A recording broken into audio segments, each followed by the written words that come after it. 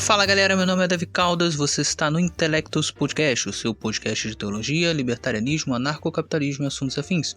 Esse é o episódio de número 32 e hoje nós vamos conversar um pouco sobre como o libertarianismo não é contra governo. É exatamente isso que você ouviu, libertarianismo não é contra governo. Achou a afirmação estranha? Nós vamos explicá-la nesse episódio. Antes de mais nada, você já sabe, se você está ouvindo esse podcast no YouTube, não deixe de curtir, comentar, compartilhar o vídeo, se inscrever no canal caso não seja inscrito e ativar o sininho de notificações para não perder as nossas atualizações. Se estiver ouvindo esse podcast em outra plataforma de vídeos ou de podcasts, não deixe também de divulgar este trabalho. Você também pode ajudar financeiramente esse podcast fazendo um Pix para a chave davicaldasb, esse B é de Bezerra, @gmail.com. Dito isso, vamos começar o episódio. Uma das confusões mais comuns que existem em relação ao libertarianismo é a ideia de que o libertarianismo é contra governo.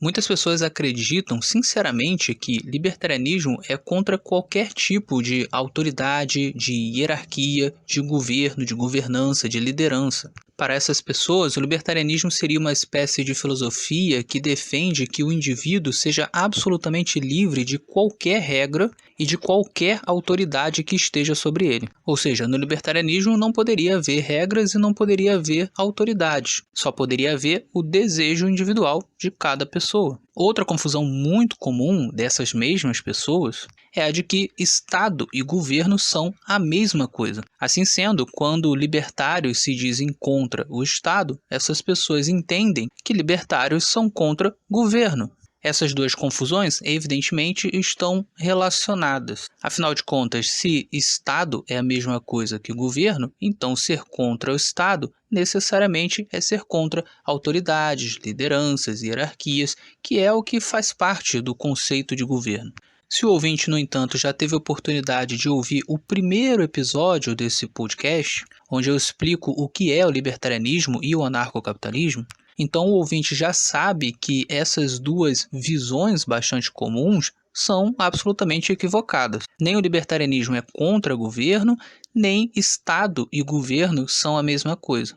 Libertarianismo é contra apenas o Estado, e ser contra o Estado é algo totalmente diferente de ser contra governo. Pois bem, os dois assuntos que eu quero tratar nesse episódio são justamente esses. Primeiro, eu quero mostrar como que é logicamente incoerente dizer que libertarianismo é contrário à noção de autoridades. E segundo, eu quero enfatizar que Estado e governo não são a mesma coisa, não só em termos teóricos, mas também em termos práticos. Eu quero mostrar a diferenciação entre as duas coisas. Em relação a esse segundo ponto, eu quero introduzir ao ouvinte o conceito de governos contratuais. A partir desse conceito, será mais fácil entender qual é a diferença entre governo e Estado. Afinal de contas, governos estatais não são governos contratuais. Bom, dito isso, então, vamos começar trabalhando a ideia de por que é logicamente incoerente dizer que libertarianismo é contrário à noção de autoridades. Aqueles que já tiveram a oportunidade nesse canal de ouvir o primeiro episódio desse podcast sabem que libertarianismo é uma proposta ética que pode ser resumida nos seguintes pilares. Primeiro, existe propriedade privada e segundo, a propriedade privada não deve ser violada. A propriedade privada, dentro da concepção libertária, se inicia com o próprio corpo. Nós somos donos do nosso próprio corpo. E ela se estende para bens externos ou por meio da apropriação original, que é quando não há nenhum dono e uma primeira pessoa se apropria de um objeto, ou por meio de trocas voluntárias, que pode inclusive envolver dinheiro, que seria a compra e a venda de determinado bem. Agora note, se dentro da perspectiva libertária existe a propriedade privada e ela não deve ser violada, isso significa que necessariamente existem autoridades. Afinal de contas, o proprietário de um bem é, logicamente, autoridade sobre esse bem. Por exemplo, se eu sou dono de uma casa, eu sou autoridade sobre essa casa. Se eu sou dono de uma mesa, ou de um livro, ou de um tênis, eu sou autoridade sobre cada uma dessas coisas. De igual maneira, se eu sou dono do meu próprio corpo, eu sou autoridade sobre o meu próprio corpo. Também é importante salientar que um dos desdobramentos lógicos da ideia de propriedade privada é o conceito de livre associação. Em outras palavras, as pessoas, uma vez que são donas de seus próprios corpos e também de seus bens legitimamente apropriados, elas também possuem a liberdade de se associarem com qualquer pessoa e de, inclusive, dividirem propriedade com qualquer pessoa que quiserem. Ou seja, a propriedade privada não precisa ser necessariamente de uma pessoa só. Ela pode ser de várias pessoas. E essa é uma questão interessante. Quando nós temos uma livre associação, seja uma empresa, uma família, uma igreja, uma associação de moradores, um clube ou qualquer outra coisa, no geral isso implicará a existência de hierarquia. Geralmente, os agrupamentos de pessoas precisam de um líder ou de um conjunto de líderes para organizar as questões comuns daquela associação.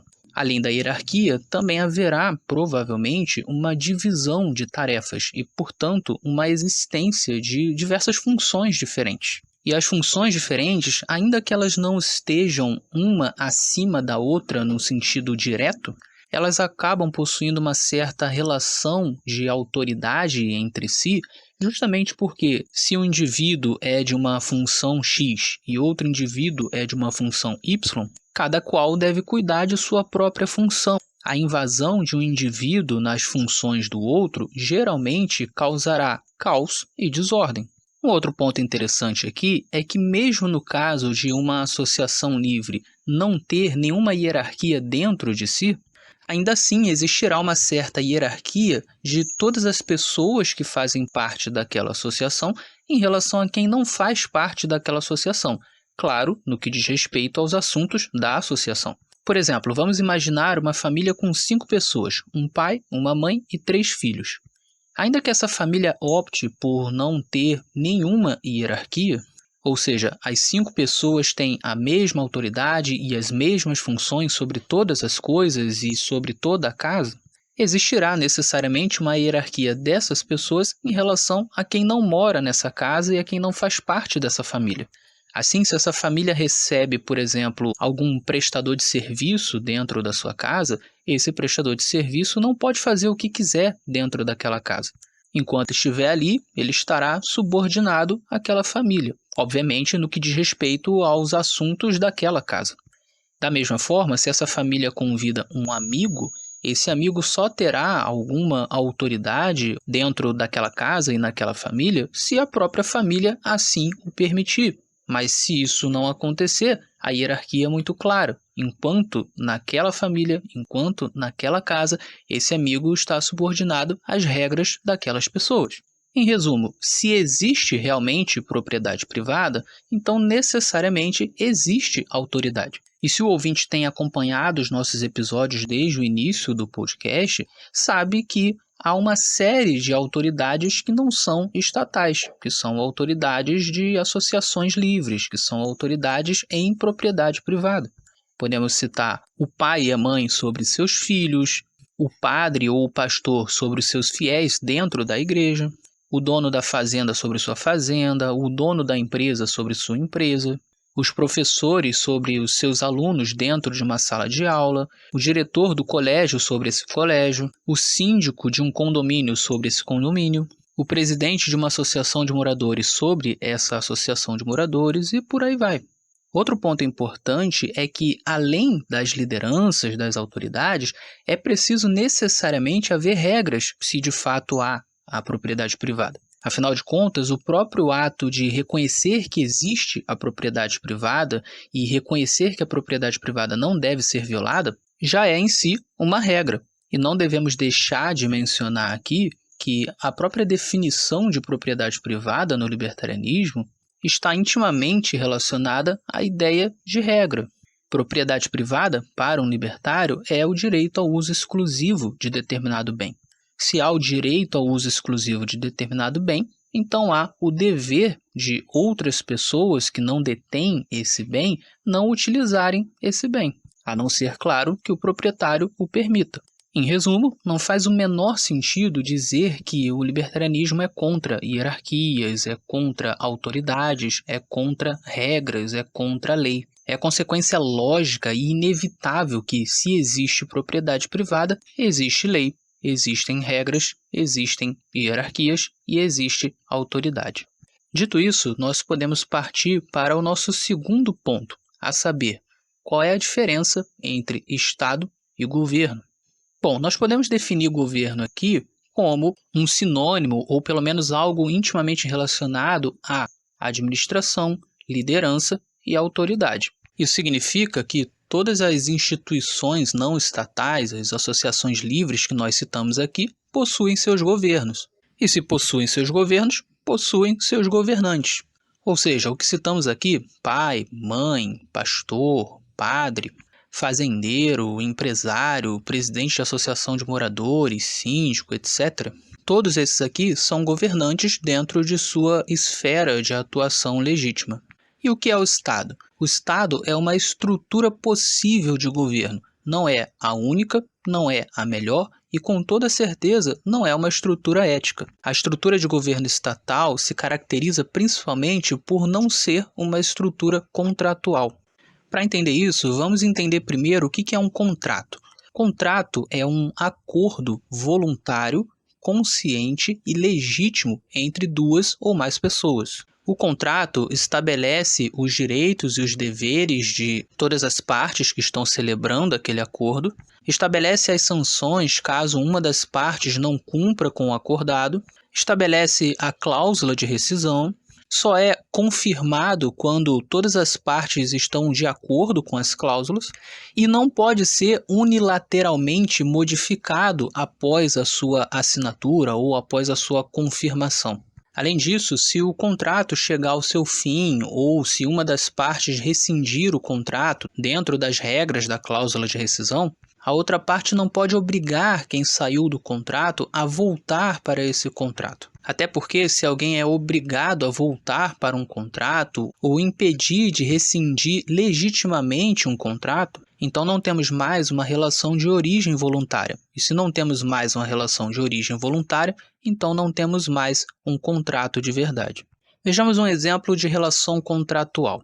Eu quero contratar um serviço de telefone e internet para o meu celular. Eu faço uma cotação entre diversas empresas e chego à conclusão de que há uma empresa que me interessa. Ligo para ela e fecho um contrato. Neste contrato fica estabelecido que essa empresa me prestará o serviço de telefonia e internet e que eu pagarei mensalmente por esse serviço.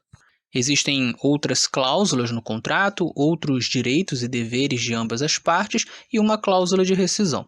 Pois bem, se depois de alguns meses eu achar que o serviço está ruim ou muito caro, ou que existe uma empresa que poderia prestar um serviço melhor ou mais barato, ou que por conta de prioridades eu posso ficar um tempo sem telefone e internet, eu tenho todo o direito de rescindir o contrato. Neste caso, eu passo a não ter mais a obrigação de pagar essa empresa mensalmente e essa empresa, por sua vez, passa a não ter mais a obrigação de me prestar o seu serviço. E, obviamente, nenhum de nós, depois do contrato, tem o direito de obrigar o outro a fazer qualquer coisa. Muito bem, esse é um exemplo de contrato e agora o ouvinte já pode entender melhor o que seria um governo contratual. Um governo contratual é aquele que governa dentro das regras de um contrato evidentemente firmado de uma maneira voluntária, consciente e legítima, e que não pode ser modificado de maneira unilateral por alguma das partes. E uma vez que esse contrato seja rescindido, este governo não pode simplesmente obrigar os seus governados a continuar no contrato. Um governo estatal, por sua vez, é essencialmente não contratual. Primeiro porque ele não é dono legítimo das terras e muito menos das pessoas. Ele apenas é uma entidade administradora. Segundo, porque ele não foi contratado pelas pessoas.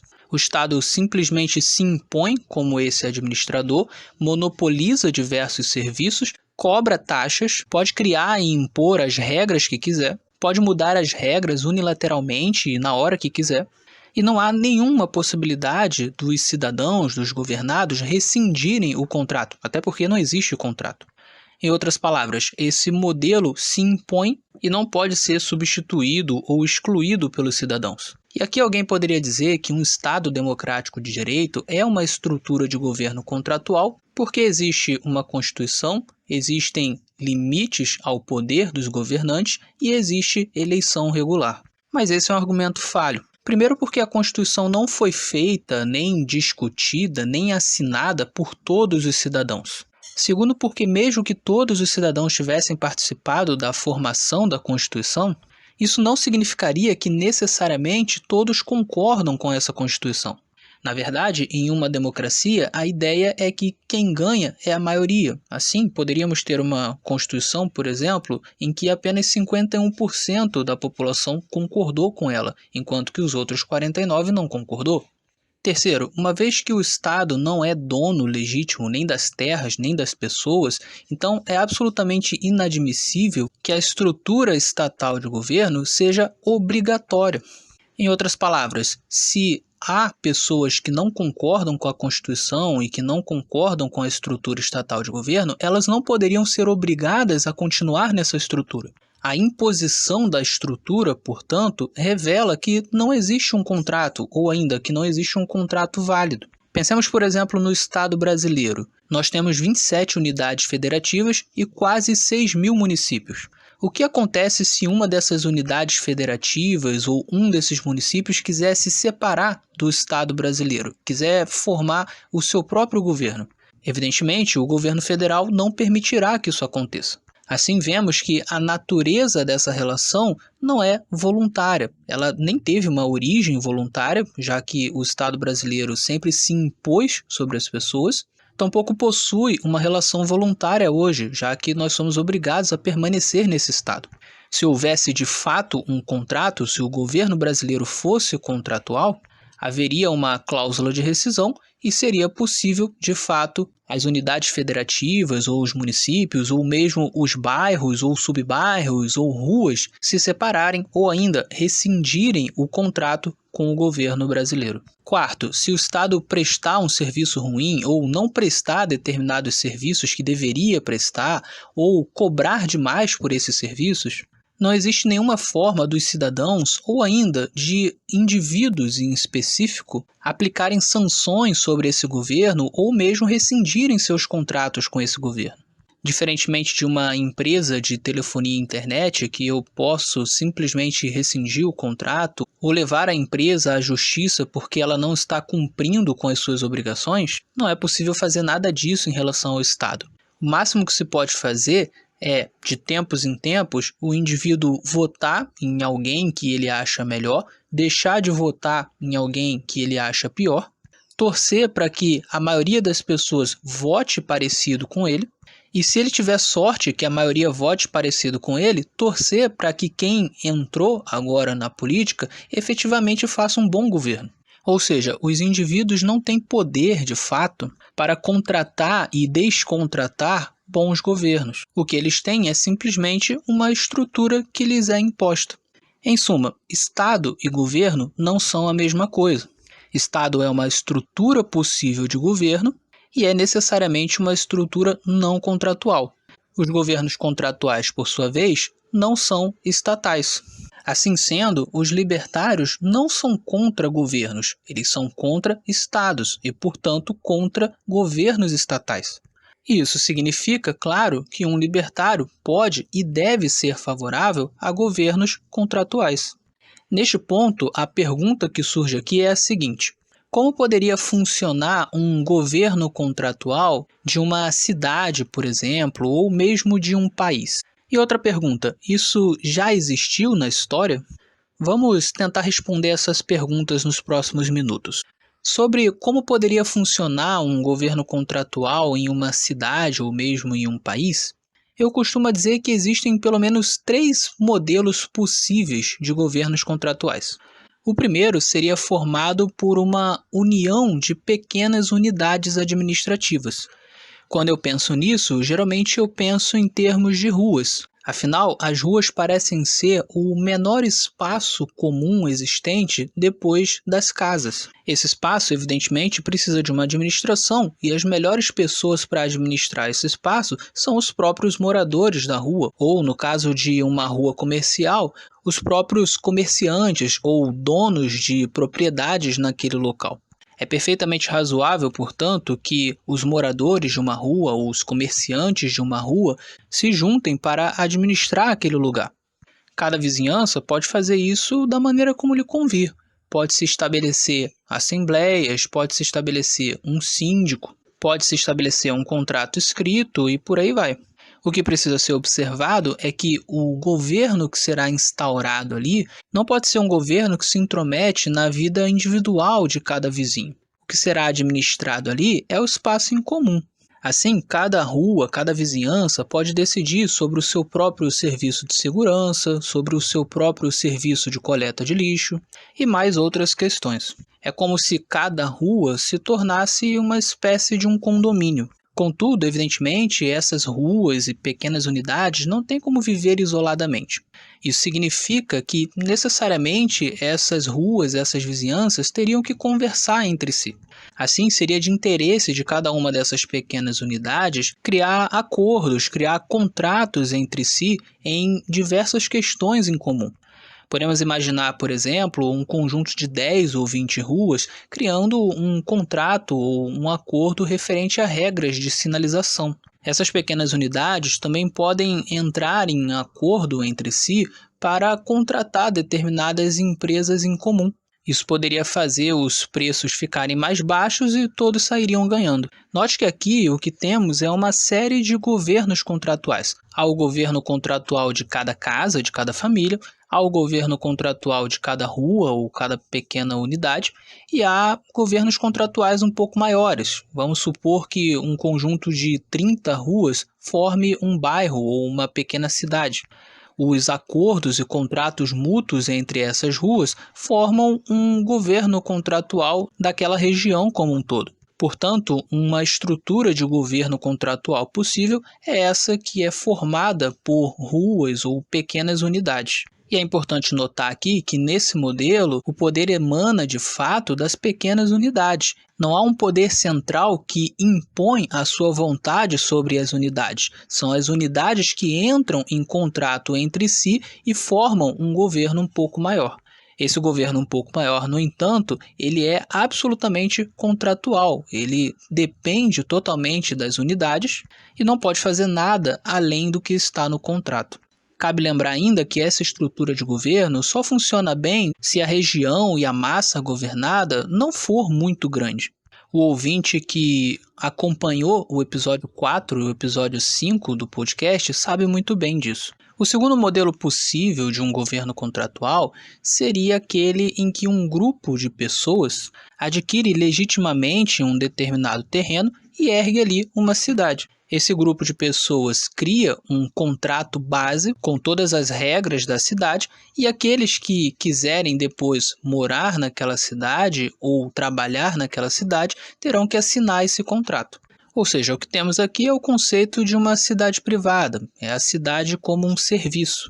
Aqueles que são donos da cidade prestarão o serviço de administração das ruas, de mediação de conflitos entre as pessoas que habitarem na cidade, de segurança e até mesmo de outros serviços como educação e saúde, a depender do que a administração da cidade oferece de serviço para os seus clientes cidadãos. Evidentemente, nesse modelo, a administração da cidade não pode obrigar alguém a morar naquela cidade ou trabalhar naquela cidade e também não pode obrigar alguém que tenha ido morar ou trabalhar naquela cidade de continuar ali. Como qualquer outro serviço, a pessoa que contrata a cidade pode em algum momento desistir do serviço. Ele sai da cidade, paga todas as suas taxas e procura uma outra cidade para morar. As diferenças básicas desse modelo para um modelo estatal é que, primeiro, os donos da cidade realmente são donos do lugar. Eles adquiriram legitimamente aquele pedaço de terra. E segundo, existe de fato um contrato. Esse contrato é voluntariamente assinado pelas duas partes e não pode ser unilateralmente modificado por nenhuma das partes. Para além disso, uma grande diferença em relação ao Estado é justamente o estímulo. Enquanto que os operadores do Estado não têm nenhum estímulo para realmente fazer um bom governo, os donos de uma cidade privada que não pode obrigar ninguém a morar e trabalhar lá e que tem que se ater aos contratos, possuem todo o estímulo para prestar um bom serviço. Afinal de contas, se isso não for feito, essa cidade perderá clientes e irá à falência. Um terceiro modelo possível de governo contratual é o que eu chamo de governos não territoriais. As duas primeiras estruturas que nós mencionamos aqui são territoriais. No primeiro caso, temos pequenas unidades territoriais que se unem em diversos contratos para formar um governo um pouco maior. E no segundo caso, nós temos um grupo de pessoas que adquire um determinado território e forma uma cidade privada. Um governo não territorial, no entanto, é simplesmente uma instituição que presta determinados serviços, mas não necessariamente atrelados a um território específico. Neste modelo, por exemplo, eu posso ter um contrato com um determinado governo e o meu vizinho, que mora do lado da minha casa, ter um contrato com outro governo. E quais serviços esses governos prestariam? Depende. Uma vez que poderiam existir vários governos competindo, cada governo poderia prestar o seu próprio pacote de serviços. Assim, alguns governos poderiam oferecer apenas o serviço de justiça, enquanto outros poderiam oferecer o serviço de justiça e segurança, e ainda outros o serviço de justiça, segurança, educação e saúde. Um ponto interessante desse modelo é que, apesar dele não ser territorial, ele poderia se tornar territorial por contrato. Suponhamos, por exemplo, que um conjunto de 15 ruas contratasse um determinado governo para administrar essas ruas, tanto em sua estrutura quanto em questões como segurança e mediação de conflitos. Neste caso, esse governo, que não é necessariamente territorial, administraria aquele território. Esse governo, evidentemente, não seria dono daquele território, mas estaria na administração dele pelo tempo em que o contrato continuasse válido. Esses são, portanto, 3 modelos possíveis de governos contratuais, isto é, governos que não são estatais. E como se poderia garantir que as regras seriam cumpridas nesses modelos? Bom, em primeiro lugar, esses modelos só poderiam existir e funcionar se houvesse nesses lugares uma forte cultura libertária. Nós conversamos sobre isso nos episódios 4 e 5 desse podcast. Juntamente com essa cultura fortemente libertária, teria que haver uma série de contratos entre os cidadãos e as empresas e, preferencialmente, uma população fortemente armada.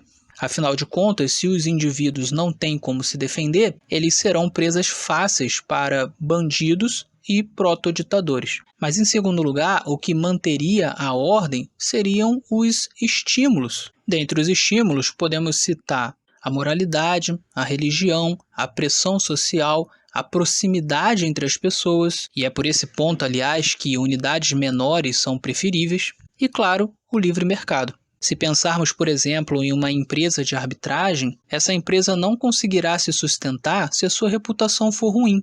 Uma empresa de arbitragem, por exemplo, que é conhecida por ter árbitros parciais ou muito lentos ou de má qualidade, acabará perdendo todos os seus clientes e assim irá à falência.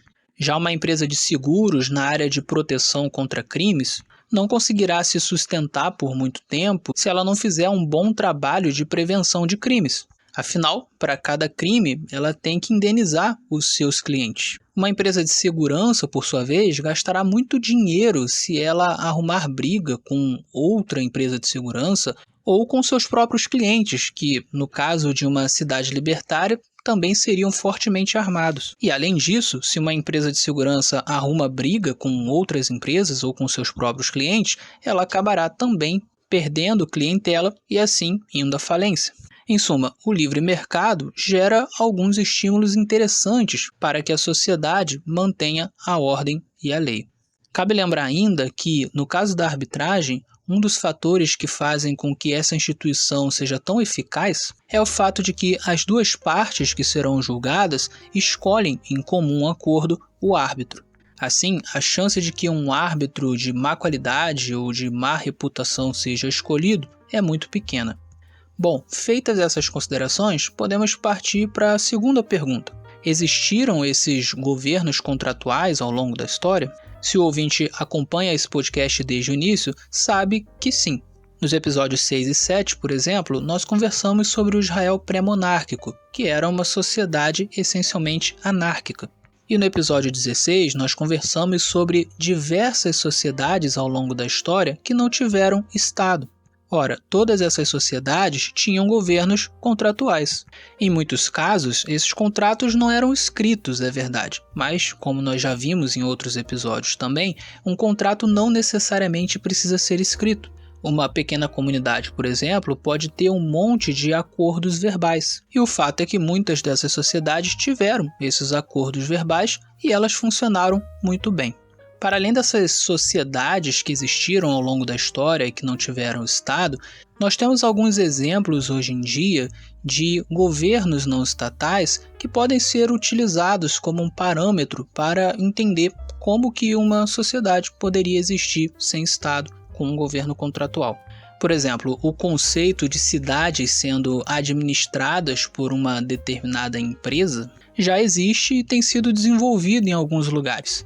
Um dos projetos mais famosos nesse sentido é a cidade de Próspera, que fica em Honduras. Próspera é nada mais nada menos que uma cidade privada. Embora ela não tenha 100% de autonomia, já que ela está dentro de um estado e, portanto, precisa seguir algumas regras desse estado, mas dentro dela toda a administração é privada. E ela funciona, ademais, como uma zona livre de desenvolvimento econômico. Isso significa que o Estado não intervém em praticamente nada ali dentro. E qual tem sido o resultado? Bom, Próspera é um lugar bastante seguro, muito bonito, com alto grau de liberdade econômica e com um governo local absolutamente contratual. Outro exemplo interessante que podemos citar são das ruas que muitas vezes são asfaltadas pelos próprios moradores. Cansados de esperar pela prefeitura, eles se reúnem, fazem uma vaquinha, pagam pelo serviço de asfalto e resolvem o problema da sua própria rua. Existem literalmente dezenas de casos como esse, principalmente no Brasil. O que podemos concluir desses exemplos é que governos contratuais não são estruturas inviáveis de governo. Pelo contrário, elas são bastante viáveis, bastante eficazes e muito mais éticas do que qualquer governo estatal. Dito isso, podemos concluir o episódio dizendo que não existe nenhuma razão para pensar que o libertarianismo é contra o governo e que governo e Estado é a mesma coisa. E eu acredito que desfazendo essas duas confusões, fica muito mais fácil das pessoas aceitarem que o libertarianismo realmente é uma boa ideia. Muito bem, eu vou ficando por aqui. Espero que o ouvinte tenha apreciado o episódio. Fique com Deus e até o nosso próximo encontro.